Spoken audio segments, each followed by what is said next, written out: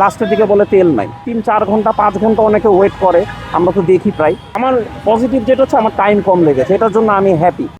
লাইনে আসলে কতক্ষণ দাঁড়িয়েছিলেন এখানে তেলের জন্য? একটু আমি পজিটিভ দিকই বলবো, আমি 10:30টার দিকে লাইনে দাঁড়িয়েছি। হয়তো এখন ভিড় বাড়ছে, বাট আমি যখন ছিলাম একটু ভিড় কম ছিল। আমার আধা ঘন্টা এরকমের ভিতরে আমি তেল পেয়ে গিয়েছি। এটা হয়তো বা আমি মানে লাকি দেখে হয়তো পেয়েছি। এখন দেখি অনেক লাইন আরও বেড়ে গেছে। কত লিটার তেল পেলেন? এখানে 5 লিটার তেল দিচ্ছে 600 টাকার, এর বেশি দিচ্ছে না।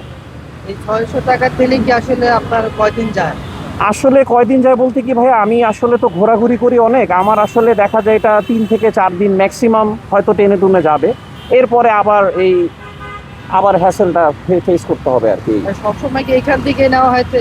না না, সবসময় এখান থেকে নেওয়া হয় না। আমি বিভিন্ন জায়গা থেকে, যেহেতু আমি ট্যুর করি, আমি আমার বিভিন্ন জায়গা থেকে তেল নেওয়া পড়ে। কিন্তু এখানে এখন আমি আসলে আসার পথে আমি চিন্তা করলাম একটা ট্রায়াল দিই, দেখি কি হয়। দেখ আলহামদুলিল্লাহ আমি হাফ অ্যান আওয়ারের ভিতর আমি পেয়ে গিয়েছি। অন্যান্য স্টেশন থেকে কি এখানে কি তেল দাম বেশি বা তেল কম পাচ্ছেন কি এরকম কিছু? না, আমার মনে হয় ওরা ভালোই দিচ্ছে, মানে ওই হিসাবে। আমার কাছে আমি পজিটিভই রিভিউ দিব, কারণ আমার পজিটিভ যেটা হচ্ছে আমার টাইম কম লেগেছে, এটার জন্য আমি হ্যাপি। এই আর কি। কারণ অন্যান্য পাম্পে গেলে আরও 2-3-4 ঘন্টা 5 ঘন্টা অনেকে ওয়েট করে, আমরা তো দেখি প্রায়।